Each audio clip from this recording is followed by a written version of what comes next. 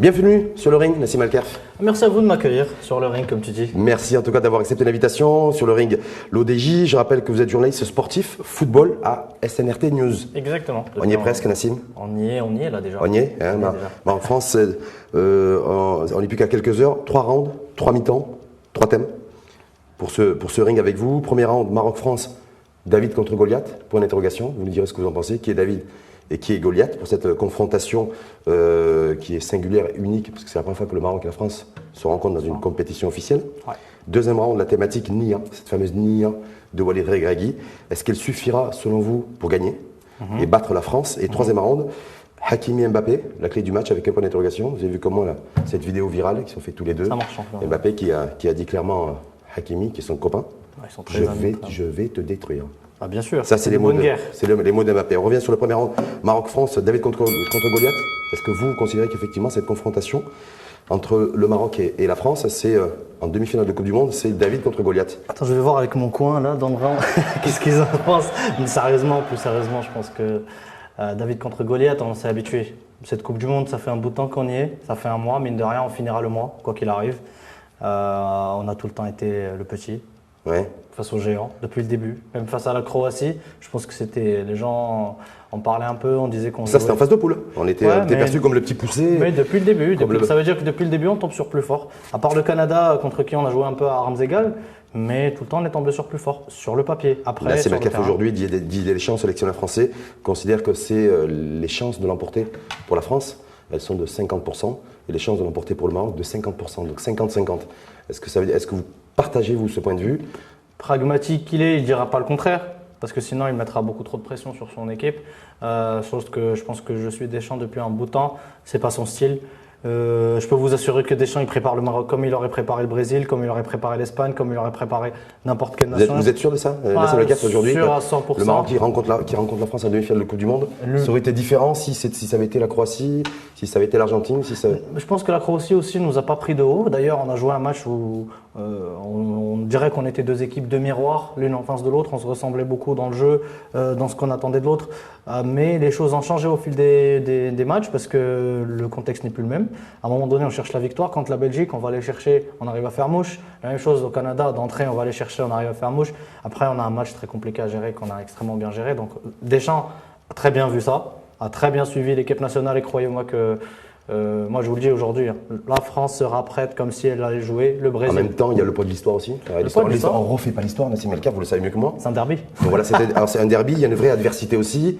Il y a le fait de se dire, voilà, c'est un pays aussi avec qui il y a une proximité historique, une proximité géographique, une proximité culturelle et une espèce de challenge aussi sur le contexte sur le fait aussi, de pouvoir challenger un peu et tutoyer un petit peu peut-être un pays comme la France et l'Hexagone. Le contexte géopolitique aussi fait que ça soit un derby aujourd'hui. Si on suit un peu ce qui se passe un peu du côté politique et du côté géopolitique et faire le parallèle avec le football, on va dire que ça va prendre une autre dimension. Bien sûr, avec la diaspora marocaine qui est bien présente en France, ça va prendre une dimension de derby. Les cafés seront divisés. Donc on voit bien que c'est différent si ça avait été la Croatie ou l'Argentine. La France, c'est quand même particulier. C'est quand même particulier de rencontrer la France. Qui misait sur une demi-finale France-Maroc au début du mondial? Qui? Personne ne misait là-dessus, mais non, on y est. On y est à quelques heures derrière du coup d'envoi. Je visais la demi-finale. Les binationaux aussi, on le voit bien, qui sont de part et d'autre aussi. Un certain nombre de joueurs, d'ailleurs titulaires en équipe nationale, y compris d'ailleurs le sélectionneur qui est franco-marocain, qui est né en région parisienne. Est-ce que tout ça aussi fait que Walid Regragui, par exemple, en tant que franco-marocain, né en France, qui a fait ses premières classes de joueur et d'entraîneur d'ailleurs dans l'Hexagone, est-ce que là aussi il va se dire, ben voilà, il y a une rivalité avec Didier Deschamps? Rachid, on va pas apprendre aux gens ce que c'est la rivalité Maroc-France. En tous les sports, tous les domaines, tout le temps. Aujourd'hui, quand même, on n'a plus autant de joueurs formés en France qui jouent en équipe nationale. On a une diversité, on a des joueurs formés au Maroc, je pense à 11 sur 26. On a des joueurs formés aux Pays-Bas, des joueurs formés en Espagne et quelques joueurs formés en France également. On y est toujours dans l'école française. Avant, si on avait rencontré cette équipe-là, disons en 2018 ou en 2014 on s'était qualifié, bah, on allait les affronter avec une équipe quasiment totalité formée en France. Aujourd'hui, les choses changent. C'est l'image un peu, de la diaspora marocaine. Exactement. Stratégie, selon vous, de Walid Regragui de ce match entre l'Espagne en huitième de finale, entre la stratégie mise en place par Walid Regragui pour le Portugal et la France pour cette demi-finale. Est-ce qu'il va camper sur ses positions avec un bloc extrêmement bas et tout le monde un petit peu en défense avec une série en sentinelle, les Ziyech et Bouffel pour jouer les bons ballons? Je te rends la question. Si tu gagnes et tu fais un parcours comme ça, est-ce que tu oserais changer quelque chose? Est-ce que toi, tu oserais changer quelque chose? Est-ce que c'est le même profil d'adversaire, à savoir l'Espagne, Portugal et France? Mais est-ce que toi, tu oserais changer quelque chose je parle du dispositif, des joueurs. Espagne, Portugal, il n'y avait pas Mbappé, il n'y avait pas Dembélé, il n'y avait pas Giroud.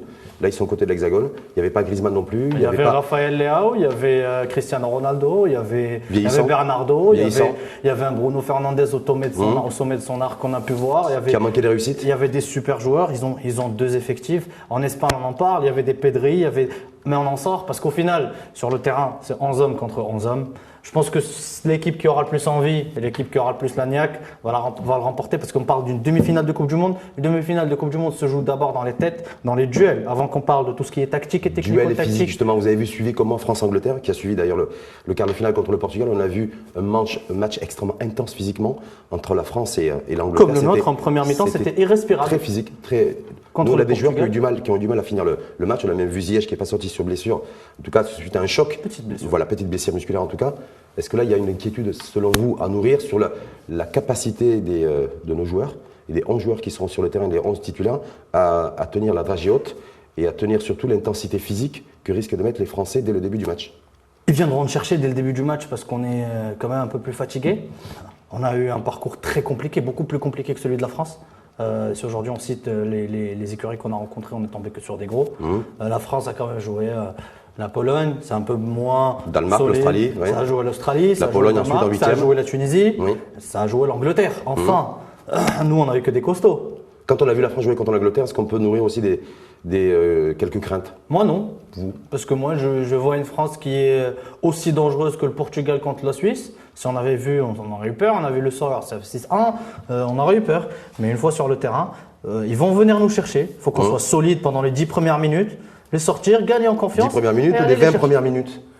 Ça va commence par phase par phase. Il faut commencer par les 10 premières minutes. Ouais. Après, on passe 10 minutes par 10 minutes. Après, on passera aux 30 minutes qui vont suivre, y compris le retour. Avant de passer justement au deuxième round, Nia suffira-t-elle pour gagner? Est-ce que vous avez des infos, vous qui êtes bien connectés, sur l'infirmerie? Parce qu'on a vu aussi Romain Seyss, est-ce qu'il jouera pas? Aguel fera-t-il son retour? Mazraoui également. Feront le maximum pour être là présent parce que peut-être qu'ils joueront plus une demi-finale de Coupe du Monde de leur vie. Ils le savent. C'est des chances qui viennent de temps en temps, une fois par génération, qu'on va jouer. Est-ce qu'on peut se permettre de rentrer blessé sur le terrain en prenant le risque d'handicaper son équipe? Est-ce qu'il ne faut pas avoir 11 joueurs sur le terrain, Nassim Al-Khelaifi, qui soient à 100% de leur moyen? La logique et l'exemple, c'est ce qu'a fait Bono. Lorsqu'il se sentait mal, il savait qu'il allait être un poids pour son équipe, il a demandé le changement. Mais il y a des joueurs qui se sentent bien et au fil des minutes, la fatigue, c'est physique. Des fois, c'est pas que mental, c'est aussi physique et le physique, il répond plus. On a vu Seyss se serrer les dents pendant quasiment une mi-temps. Plus même, après il a commencé à boiter, ça a commencé à faire très mal. Et après il est sorti sur Sivière. Il a demandé un remplaçant, il s'est allongé pour sortir sur Sivière. Donc la même chose pour Naïef, il a serré les dents, il a joué jusqu'au bout alors que la blessure, il l'avait contracté en première mi-temps. Est-ce qu'il risque pas de le payer ça? Et du coup d'être absent contre la France D'être absent contre la France, d'être absent pour le reste de la saison, parce qu'on oublie, là, le football ça ne s'arrête pas demain. Oui. Le football ça ne s'arrêtera pas le 18, ils ont encore une saison à jouer, mais je pense que l'enjeu, une demi-finale de Coupe du Monde pour le Maroc, crois-moi que tout le monde va serrer les dents et tout le monde, sans jeu de mots, va accepter de prendre des coups de poing dans la gueule. Un mot sur Mazraoui, parce que je rappelle qu'on on a un super remplaçant pour Mazraoui. Oui. Moi, je ne suis pas inquiet. Là, il a fait le job. Les gens, ils étaient inquiets. Je dis Mazraoui parce qu'en face de Mazraoui, ça sera Dembélé dans le couloir. Je préfère que ce soit Atiyatla en pleine forme qu'un Mazraoui diminué, par exemple. D'accord. Parce qu'Atiyatla a déjà montré. Donc, on va dire le poids de l'infirmerie qui va jouer aussi. Ouais, qui n'avait rien à envier, même les talents des remplaçants. Aujourd'hui, la force de cette équipe nationale, Rachid, c'est, avant qu'on passe au round 2, la force de cette équipe nationale, c'est cette cohésion. L'idkhal qui est comme on dit à l'Arabia. N'importe qui rentre fait le job. Peu importe le nom, peu importe où il joue, il va faire le job. On a fini contre le Portugal de Cristiano Ronaldo avec une défense composée à 90% de joueurs issus de la Botola. Et on l'aurait dit il y a 6 mois, on nous aurait pris pour des fous. Contre Cristiano Ronaldo en quart de finale, de Coupe du Monde. Mais en même temps, Cristiano Ronaldo vieillissant, Cristiano Ronaldo Ça reste Cristiano Ronaldo. des problèmes de Vous pouvez se vestiaire. réveiller et nous mettre un coup de poing. Ouais. D'ailleurs, il a failli, Voilà. il a failli marquer un but avec Voilà. Bono qui a fait un arrêt réflexe extraordinaire. Deuxième round, Nia, cette fameuse Nia. C'est dans la bouche de tous les Marocains, d'ailleurs Marocains et Marocains confondus. Nia, Nia, Nia. Un propos ou un message, peut-être politique d'ailleurs, exprimé par Walid Regragui, le sélectionneur de l'équipe nationale, au lendemain d'ailleurs du match nul contre la Croatie. C'était un premier match de poule, parce qu'il y avait des critiques qui avaient émané de certaines personnes sur les réseaux sociaux et autres, en disant on a manqué le coche contre la Croatie, on aurait dû gagner. Et c'est là où il avait exprimé On s'était trompé sur la Croatie. Le poteau rentrant et le poteau sortant, en appelant les Marocains et les Marocains à plus d'ondes positives et de vibes. Et donc de Nia en même temps. Il ne nous apprend pas quelque chose de nouveau, Walid. C'est ancré dans notre culture, on le dit depuis tout petit. Mon Nia qui relève. C'est celui qui va de bonne foi qui gagne à la fin. Soit par un miracle, ou sinon dans le football ça compte. Les ondes positives ça compte. Les ondes négatives aussi. Parce que si on se fait lyncher après un match nul d'entrée en Coupe du Monde contre le vice-champion du monde, je ne sais pas ce qu'on espérait. Il faut d'abord prendre ses repères, déjà. Ça veut dire quoi pour Walid Regragui, lui, quand il parle de Nia, La bonne foi. Dernière sortie médiatique de sa part, c'est Nia, c'est les compétences. C'est rappeler aussi qu'il a géré des clubs, il était entraîneur de club au Maroc. Non, on lui a pas fait confiance. On lui a pas fait confiance, qu'il était critiqué. Il dit aujourd'hui clairement aussi, il y a certains escrocs, c'est le terme employé par Walid Regragui, qui veulent s'approprier aussi la victoire, un peu le parcours. On voit que voilà, il y a beaucoup de choses. Quand il a parlé escrocs, juste pour que ça soit clair, il a parlé de beaucoup d'escrocs concernant des coachs qui s'approprient les victoires. Au lieu de parler de leurs joueurs, parce qu'il a clairement dit que toutes ces victoires, c'est les victoires des joueurs. Et de la fédération. Bien sûr, il y contribue, lui, en tant que coach, mais il dira jamais que c'est sa victoire. Il dira toujours que c'est la victoire de ses joueurs prioritairement, parce que jamais un bon entraîneur sera bon entraîneur sans bons joueurs. Il l'a clairement dit, et c'est à ce niveau-là qu'il va parler, mais c'est pas sur ça qu'il a parlé de Nia. Nia, il nous a demandé de faire preuve de bonne foi, de croire en cette équipe nationale, de croire à notre rêve, tout simplement. Il nous demande quelque chose qu'on a déjà fait quand on était petit et que nos parents nous ont appris. On nous demande, la première question qu'on nous posait au primaire, c'était quoi? Tu veux devenir quoi quand tu seras grand? Il y en a qui disaient pilote, il y en a qui disaient… Et croyez-moi footballeur professionnel peut-être. Et croyez-moi qu'aujourd'hui, il y a plus de 60% de ces gens-là qui ont déjà réalisé le rêve de primaire. Est-ce que dans le Nia de Walid Regragui, Nassim, il y a aussi le fait qu'il a imposé, a priori, en tout cas demandé et exigé auprès de la Fédération royale marocaine de football, la présence des mamans? Ça, c'est pas quelque chose de nouveau qui se fait. Qui se fait, en tout cas, dès le départ, dès le début de la compétition. Dès le départ de la compétition 2018, j'y étais, et toutes les familles étaient déjà là. Là, on les voit, ils sont médiatisés, on les voit chaque fois là, au coup de sifflet final. Regarde la différence, c'est pas ça. Est-ce que ça, c'est de la Nia aussi, de se dire, voilà, ces joueurs-là, qu'ils soient marocains d'ici ou marocains d'ailleurs, c'est mouiller le maillot, c'est être droit, c'est d'être loyal, c'est d'être le don de soi. Rachid, ces moments-là, c'est des moments marocains. C'est des mamans qui représentent nos mamans à la maison, qui représentent nos grands-mères. Quand elles les voient à la télé, elles s'y voient. Elles voient aussi que ces enfants-là sont leurs enfants. Mais ils étaient là, ces mamans, en 2018. Moi, je les ai vus, j'étais avec elles et j'étais avec les familles pendant tous les entraînements.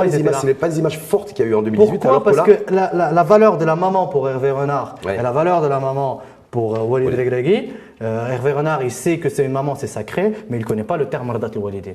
Quand Walid va en parler, il va évoquer le terme fort. Parce qu'on va parler de termes forts aujourd'hui, on va parler de Dardat al-Walidin. Les gens, ils prennent ça pour… peut-être c'est de l'irrationnel, mais il y a beaucoup d'irrationnel dans le football. Tu crois que le raté de Bruno Fernandes, c'est pas de l'irrationnel? Ou le poteau qui sort, c'est pas de l'irrationnel? Bien sûr que c'est de l'irrationnel et ça tient à quelques centimètres. Si ça veut rentrer, ça va rentrer. Mais l'amour pour sa maman, l'amour pour sa patrie, c'est plus rationnel qu'irrationnel, non? Voilà, mais Walid a su implanter ça. Mais il n'y a pas que ça. Il y a aussi cet esprit de famille, il y a aussi cet esprit de… Comme j'ai dit tout à l'heure, l'Idkhaliqdi, il le dit comme ça, même en conférence de presse, quand il parle français, il utilise ce terme. Pourquoi? Parce qu'il est beaucoup plus fort que le remplaçant, il va faire le job. Non, faire le job, c'est déjà quasiment péjoratif. Non, tu vas rentrer, tu vas faire le même job que le titulaire, parce que tu peux être titulaire le prochain match encore. Ah, Théâtre l'a prouvé, il est rentré remplaçant 2 fois, il a été décisif les 2 fois.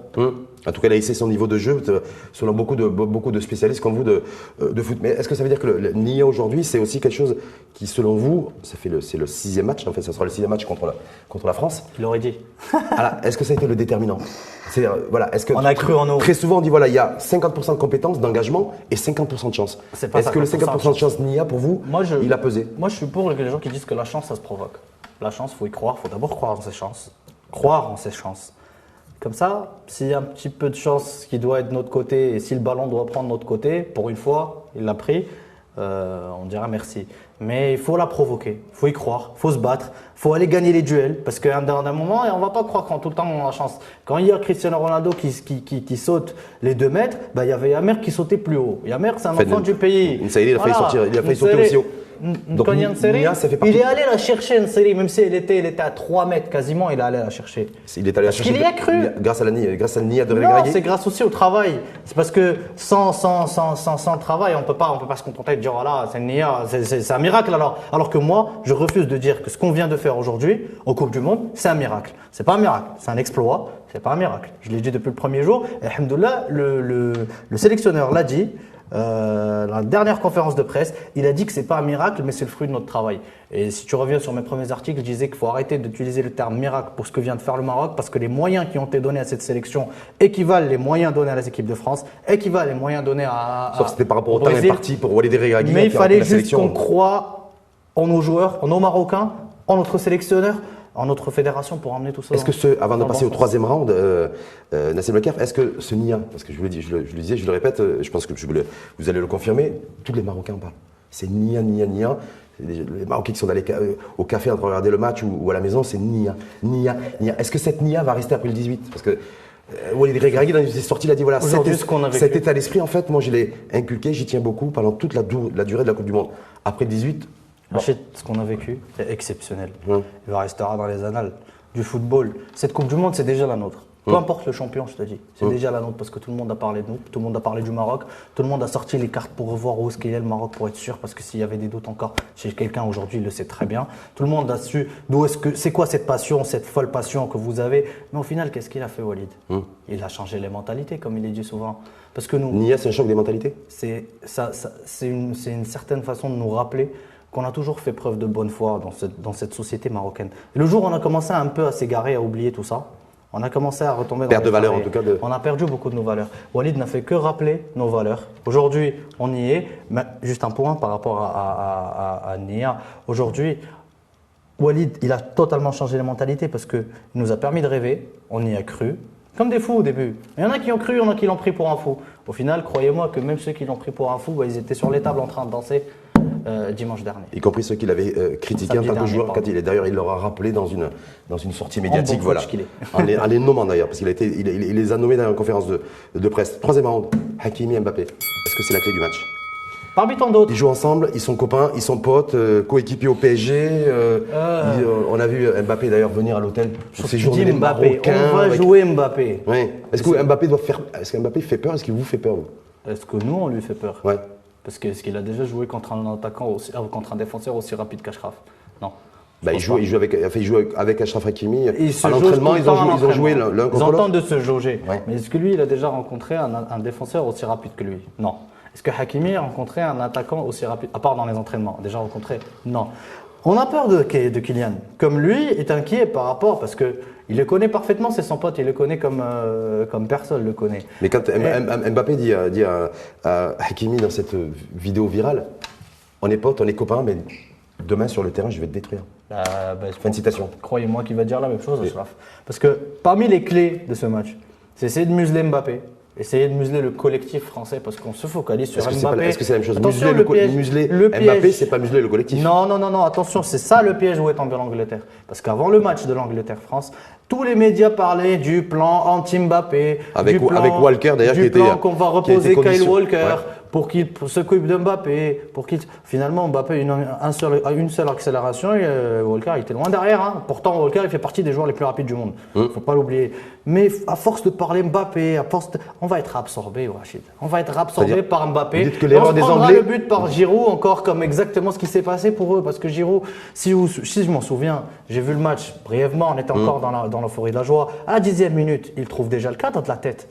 C'est qui centre ? Croyez-moi que c'est pas Mbappé. Mbappé était de l'autre côté. Mais c'est bien Dembélé. Le danger, il vient de partout, cette équipe de France. Donc ça veut dire que pour vous, il ne faut pas faire un focus sur pas du tout, sur, ça serait sur Mbappé. Pas faire. Et donc, mais juste pour revenir sur le duel à distance, c'est deux amis, deux potes dans la vie. Il va être duel. Il va être duel et dans le même couloir. Dans le même couloir. Est-ce que pour vous, celui qui prendra le dessus, que ce soit Hakimi sur Mbappé ou Mbappé sur Hakimi, ça peut être vraiment aussi ce qui permettra à l'équipe de prendre le dessus. Entre autres, je pense que la force de cette équipe de France, c'est son milieu de terrain.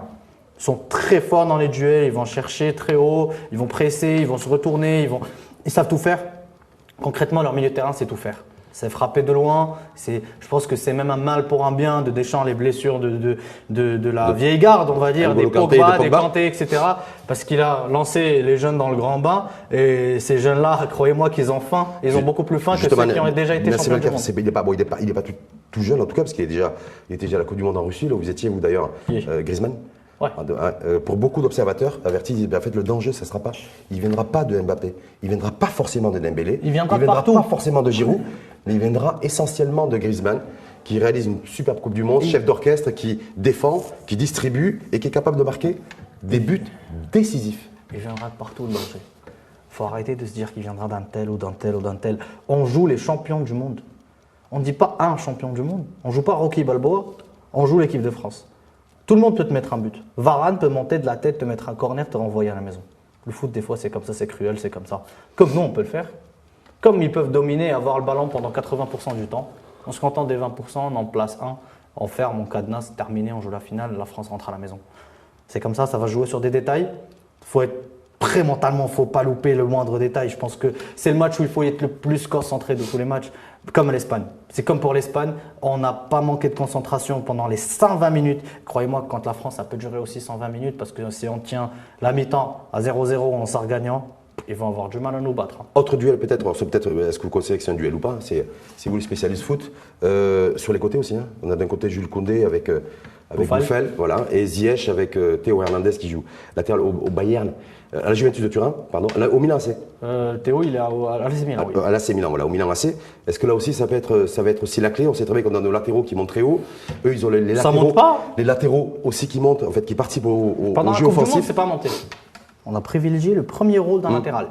Tu défends. Après, si tu as 2 ou 3 actions tu montes. où tu peux te faire plaisir, n'hésite pas. On a souvent vu Hakimi monter. On a vu Arteta qui frappe contre le Portugal. D'ailleurs, ça passe pas loin et c'était magnifique comme action. Donc, on va y aller. Pas trop non plus, parce que derrière, ils ont des clients, ça va aller très vite. On va encore voir Buffel qui va faire ses petits drills magiques à 40 mètres des buts. Attention, parce que là, Koundé, ça presse. Koundé, c'est physique. C'est peut-être pas un arrière droit de métier, mais il l'a joué au Barça de temps en temps. Est-ce que Buffel, il y a une clé à jouer? Il s'en sort. Est-ce qu'il y a une clé aussi? Il faut qu'il soit vertical. Il faut qu'il aille le provoquer aussi. Il faut qu'il soit vertical. Il faut qu'il rentre, il faut qu'il soit vertical, il faut qu'il aille droit au but. Les gris-gris, il les a pas fait contre le Portugal. Il a été dans des dribbles efficaces, des dribbles qui ont fait la différence. Oui, mais à 40 mètres des buts. Des fois, il était fois, il était dans notre moitié de terrain. Il n'a pas beaucoup dribblé dans notre moitié de terrain, mais dans l'autre moitié de terrain, si. Moi, je trouve que les gens, ils sont un peu trop durs avec Buffel sur ce mondial parce que je pense qu'il est très, très discipliné tactiquement. Il l'a jamais été en équipe nationale. Je parle de son repli, je parle de son coup de main, je pense comment il aide au milieu, comment il perce au milieu. Mais on se contente de vous dire, ouais, il perd beaucoup de ballons. C'est son jeu. Il faut savoir ce qu'on veut. On veut un peu de magie. Et sans football, sans magie, il n'y a pas de football. Ziyech Hernandez, ce duel aussi à distance. Quand on a un technicien et un athlète, Théo, ça va très vite. Il fait partie des meilleurs latéraux du monde. Il fait partie des joueurs les plus rapides de la planète, encore une fois, je vous le dis. Parce qu'on a sur le côté gauche français, côté Mbappé, Théo Hernandez, les deux auront du taf. Achraf et Ziyech auront beaucoup de taf. Ils vont être épaulés, bien sûr, par Ounahi, qui est exceptionnel, stratosphérique. Depuis 2 matchs. Depuis 2 matchs. Pourquoi? Parce que depuis l'Espagne. Parce qu'on ne l'a pas cassé. En poule, on l'avait pas trop vu. Parce qu'on n'avait pas trop vu. Mais l'entraîneur ne l'a pas cassé. Il l'a protégé. Pourquoi? Parce qu'il savait que ce mec-là, le jour où il va éclore, ça va faire toute la différence. C'est aussi la stratégie Nia, ça? Bah oui. La confiance. Il fait confiance à ses joueurs, à son groupe. Nassim, pronostic. C'est toujours l'exercice difficile. Non. Ce pronostic, déjà te dire voilà. Moi, tu me laisses faire les pronostics sans parler. On va faire les pronostics avec les gants. Pronostic avec les gants, il va cracher le morceau. Nassim, tu me demandes pas de pronostic. Maroc-France, il faut se mouiller. Quand on est journaliste foot comme vous, qu'on suit l'équipe nationale. 1-0 encore. 1-0 pour nous. Face caméra, 1-0. 1-0 pour nous. Parce que sinon, minimum 1-0. Voilà. Sinon, on les ramène au péno. Donc, si on les ramène au péno, bah on a Bono. Donc, ça rime en plus. Donc ça veut dire finale de la Coupe du Monde, le dimanche 18 décembre. Aucune raison pour qu'on n'y arrive pas.